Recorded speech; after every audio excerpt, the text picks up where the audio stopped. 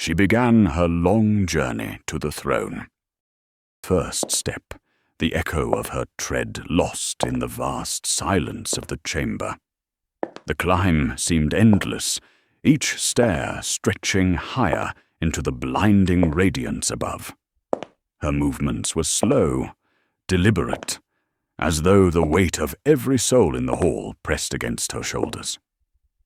The air grew heavy, charged with something unseen, and with every step, the light at the summit pulsed brighter, beckoning her onward. Then, faintly at first, a sound stirred within the silence, a crackling melody, distant and uncanny. The notes were fragile, wavering, yet unmistakable. Daisy, Daisy, drifting through the stairwell, as if played by some forgotten machine hidden within the light.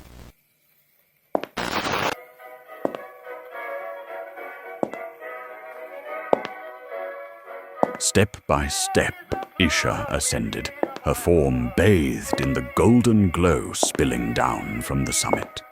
At first, the faint crackle of music was almost comforting, a distant whisper in the silence. But with every stair, the sound grew sharper, clearer, louder, its mechanical voice trembling yet insistent. Daisy! Daisy! The melody wavered and warped, climbing in volume until it filled the chamber, echoing against the walls like a chorus of broken bells. What began as fragile grew oppressive, a maddening rhythm that clawed at her mind, betraying the calm of her ascent. Louder, louder, until the song became unbearable, an anthem of distortion that matched the pounding of her heart. At the top, where the light blazed brightest, the throne loomed, and the Emperor's shadow waited.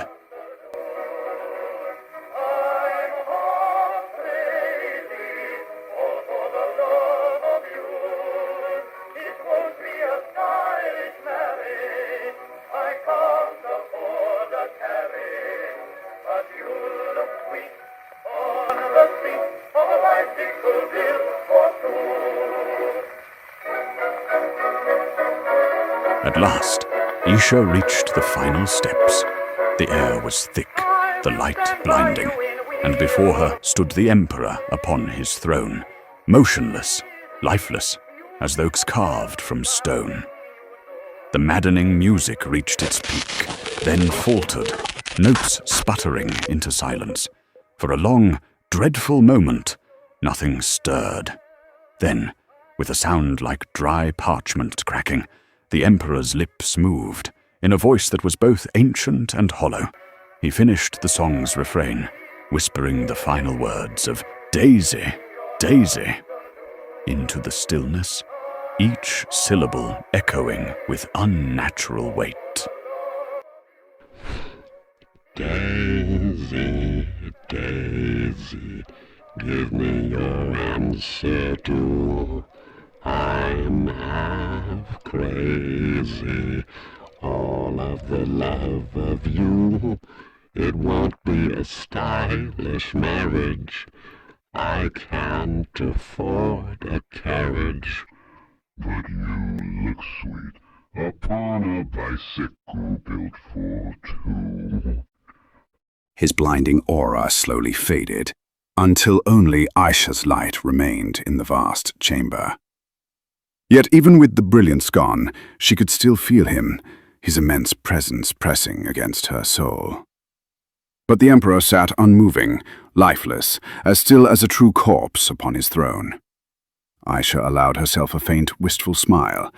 She gave a graceful bow and whispered, "Hello, old friend." The Emperor did not respond. The silence was absolute, so complete that one could imagine hearing a pin fall thousands of feet away. When they said that your palace was the size of a continent, that's how it's going to be. I didn't quite believe it until, well, I began my walk. Very well then. You and I know have a most lot of to talk humanity about. believes bigger is better, but I do believe the architect could have installed a few more elevators. This would have made my time much more enjoyable, getting here.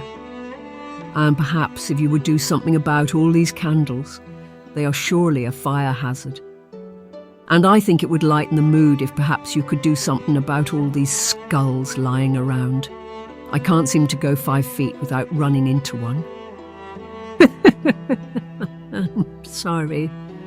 I should cease my teasing. There are more important reasons why I'm here, and I hope you will listen to me if you would. I like to think that perhaps I am the only person in this galaxy that can relate to you. You and I have spent the last 10,000 years watching our races degrade, becoming shells of what they once were. You and I watched our sons died and lost all of our children and the world that we once knew. You and I have been helpless as chaos ravaged the world around us. We've been trapped 10,000 years in a single room, being tortured, having unimaginable pain, ravaged our bodies every day, and we fought just barely to keep our own sanity. You and I once had all the power in the world, but came face to face with our loved ones who betrayed us. All that power meant nothing. Quiet. Quiet. I hear you. I hear you. Enough. Silence. I can see you. Everything. I see the cracks forming in your smile. I see Slanesh licking at your soul like honey. He will consume you, and I won't stop it. You deserve to be consumed. You bred decadence and painted it as art. You fed the warp, your sins, and now you want to hand me flowers. You doomed us. All of it your fault. You exploited us, twisted us. Doomed us, doomed us, doomed us. Don't touch it. Don't touch the core. It's mine. It's all I have left. Your species had such gifts. I see you. I see you. I Admire you? No, not anymore. You've fallen. Fallen from everything. And yet... Thank you. No. Manners. Yes. Help. Me. Hush now, my dear child. Hush, old friend. It will all make sense soon. Hush. Relax. Don't worry. I'll fix you, although you are far worse than I thought. But you'll be fixed soon. Just relax. I won't spare any one of you. I will destroy all of you. I will kill all of you. You don't deserve sympathy. You all don't deserve mercy. You can all hide at the end of the universe, but I will find you, and I will destroy you all. You're going to die. You know you will.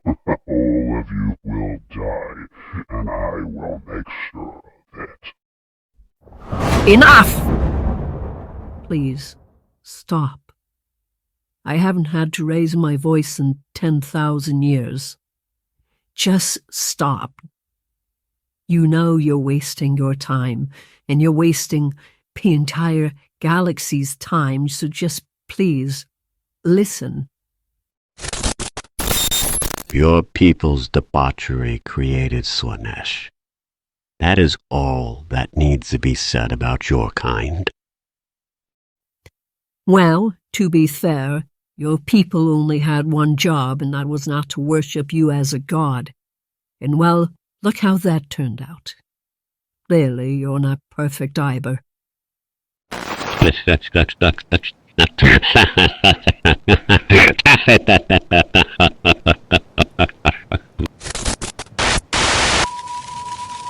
You don't get it, and you of all people should see it.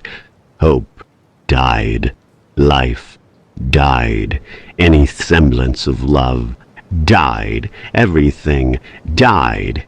It all died when Horace, my son, my beautiful son, all my sons, died. You can't bring me back. You know you can't bring me back. And even if you did, do you know what mind is left? What body is here? What I will do when I get out? What I will become when I get out? What I did before I became this shambling corpse? I was a monster before. I was a monster then. I am a monster far beyond description now, and you want me to walk amongst people. You want me to lead. You want me in charge of my Imperium. I am an alien to them, and they are an alien to me. But the one thing that I have left that I had 10,000 years ago is my unyielding rage who burn everything to the ground. I can feel your emotions. And despite what you are now, the one thing I feel far greater from you than anything else is guilt. You blame yourself for Horace. You blame yourself for everything that's happened. You feel guilt. And it tears you apart more than that chair, doesn't it?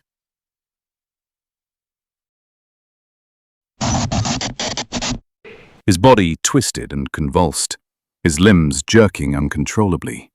Only his one good hand moved with purpose, pressing against his head in a moment of understanding. Isha could hear the millions of voices pounding through his mind all at once. Not even she could fully comfort him, caught in the storm of the argument he was having with himself. The building shook. The warp itself felt as though it was on the verge of exploding. Then he stopped, and if you could have produced tears, they would have fallen now.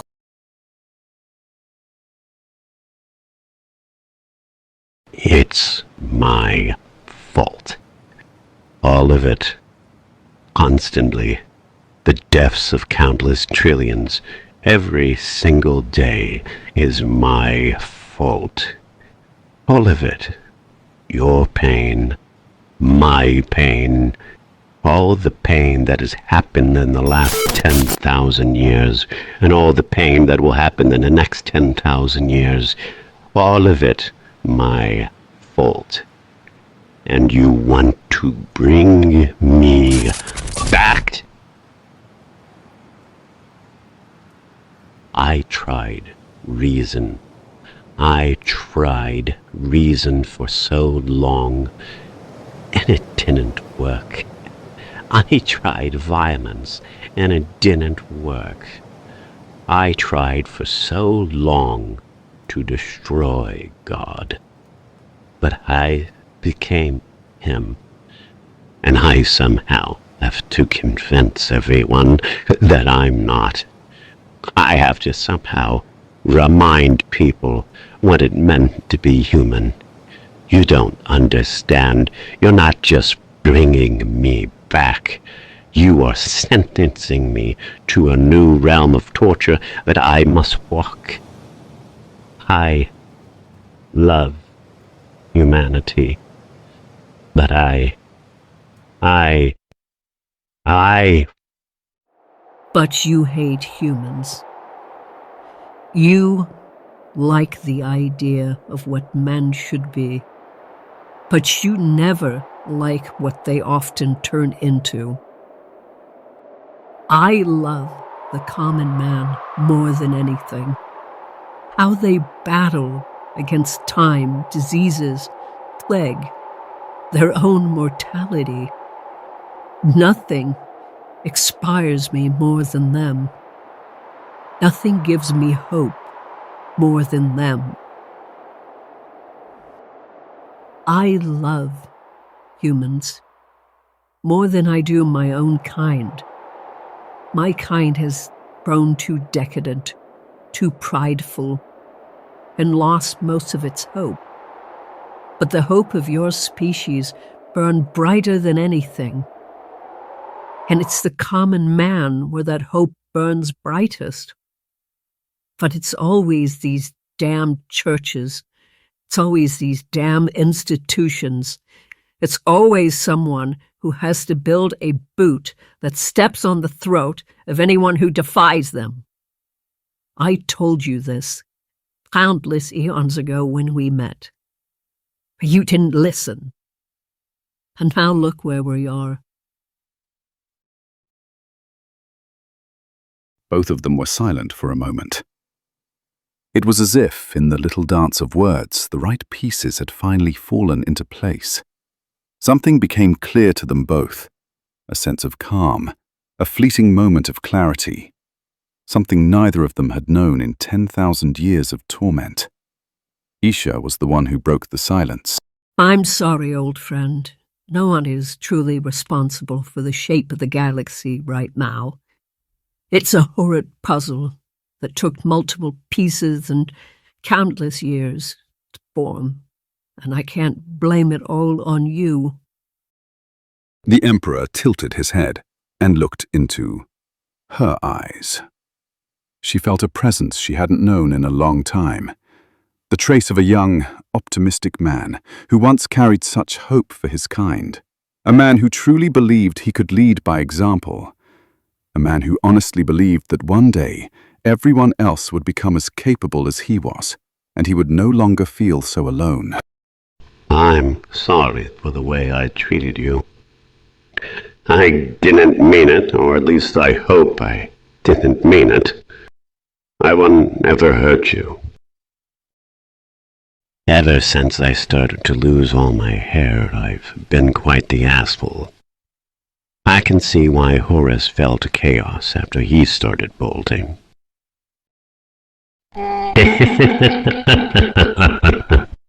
Did you just have a joke? A genuine joke? So you're still capable of humor after all these years? I'm so sorry. I shouldn't be so hard on you. After all, in the warp, your screams was the only one as loud as mine. There's a lot of things that I am capable of still doing. One of them is great tyranny. So terrifying that it puts what I'd done before to shame if you let me out.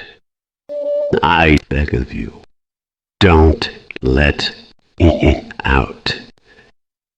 I don't know what I will be, but I can promise you one thing, that I'll be far worse than any demon that chaos has been able to produce.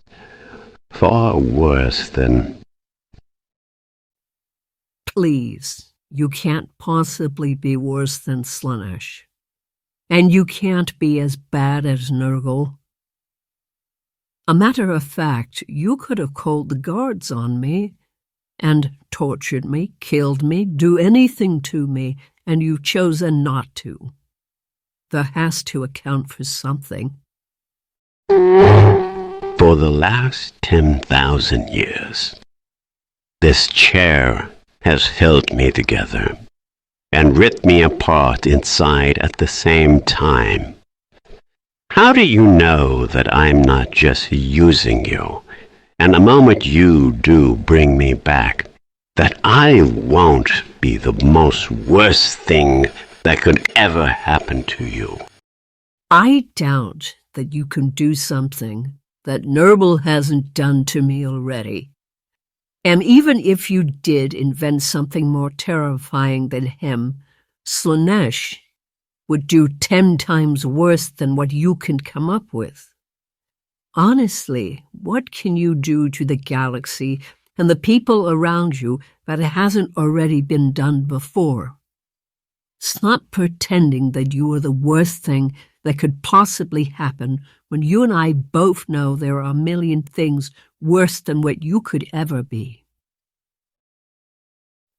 You could have been a free man by now, walking the streets of Terra and fixing the galaxy as it is. But I sense you're scared. You're terrified.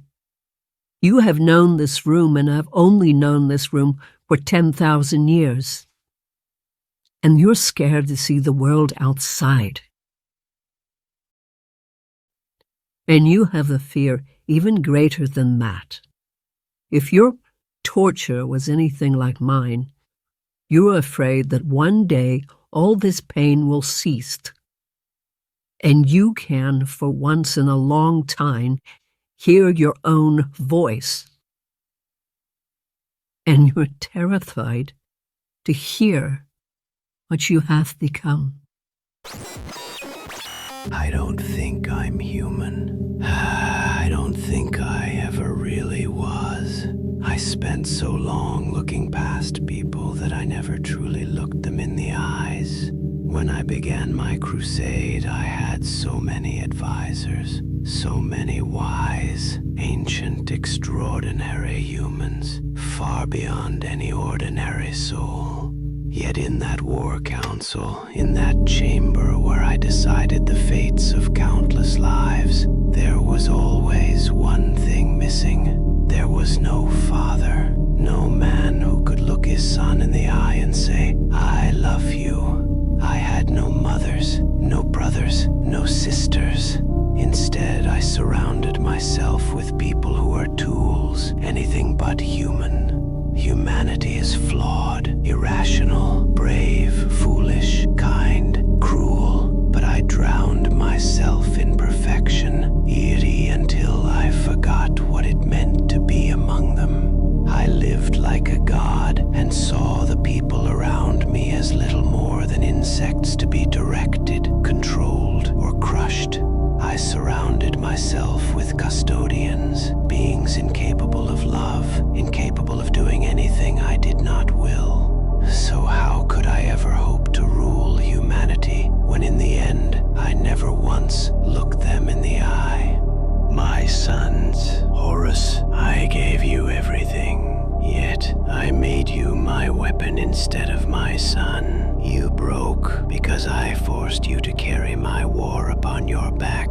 Magnus, I silenced you when you tried to warn me. I punished you for reaching out when I should have listened. Lorga, I mocked your faith, humiliated you before your brothers. You only ever wanted meaning, and I crushed it with scorn.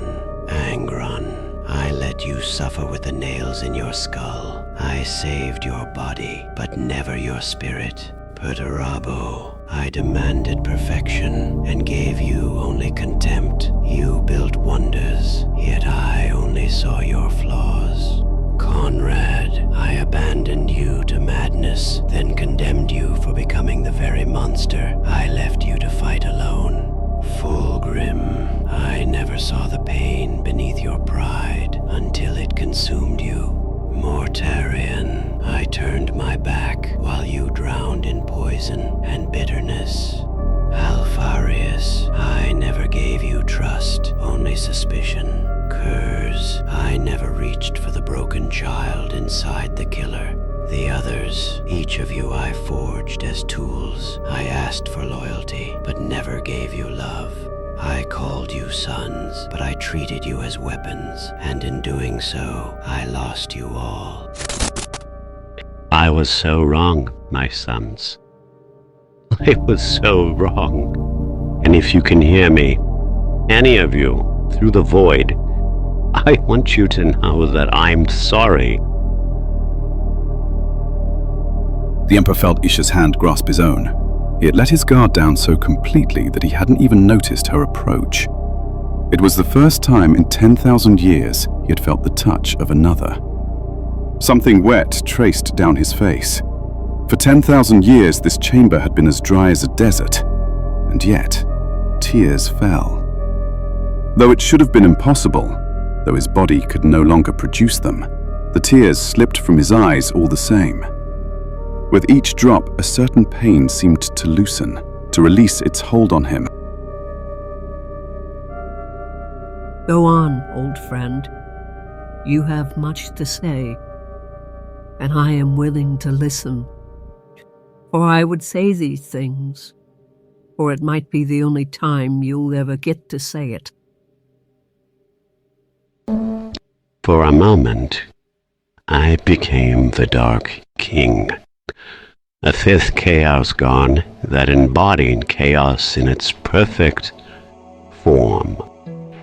For the first time in my very long life, I felt that all those little inconveniences, all these little imperfections would finally burn, and at the end of all the ashes, of all the destruction I would cause, finally there would be some form of perfection.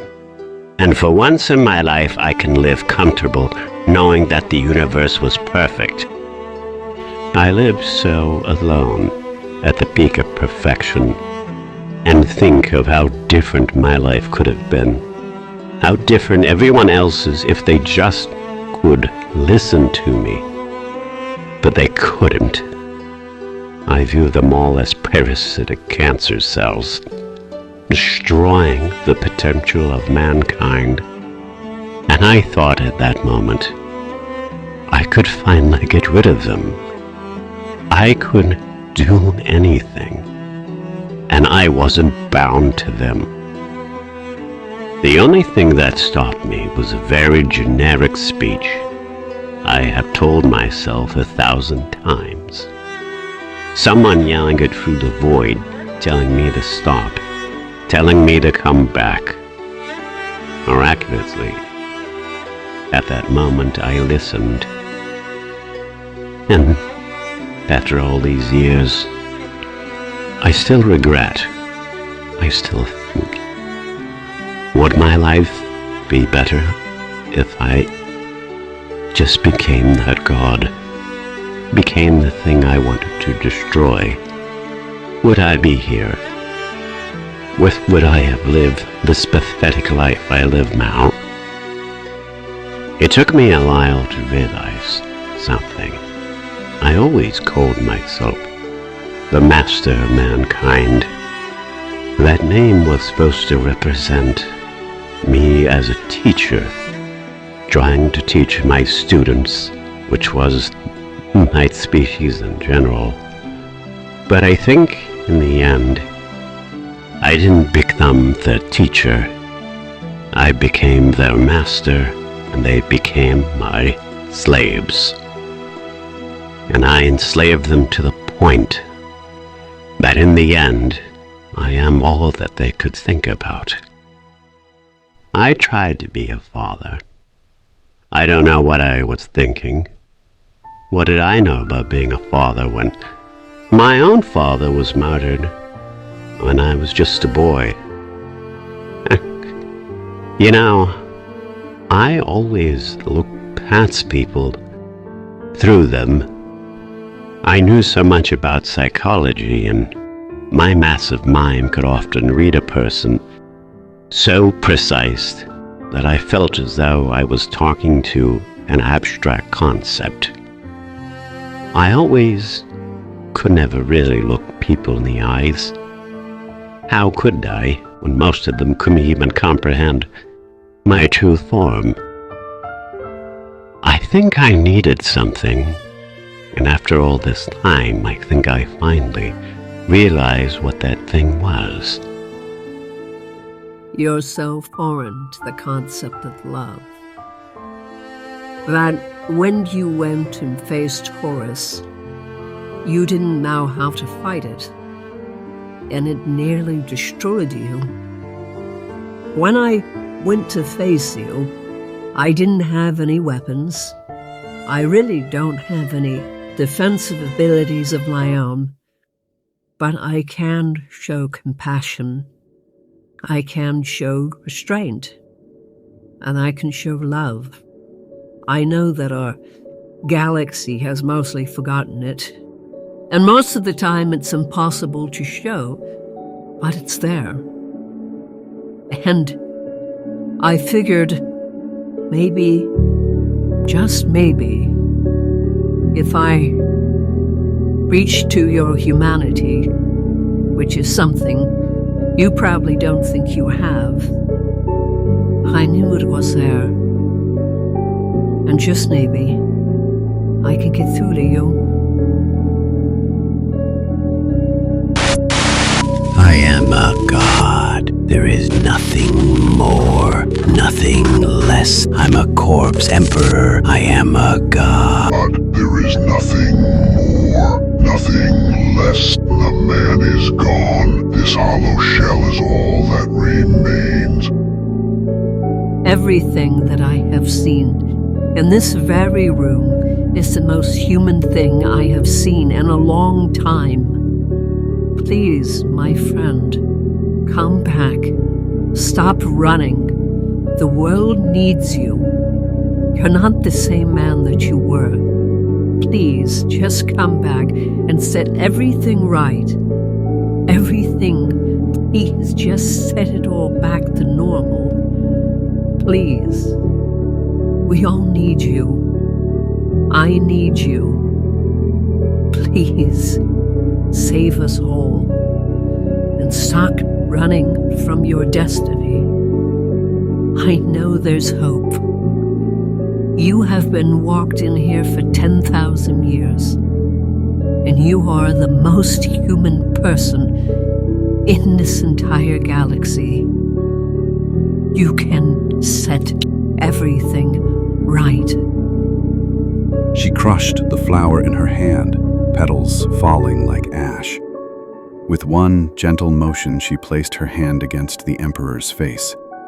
A blinding light burst forth.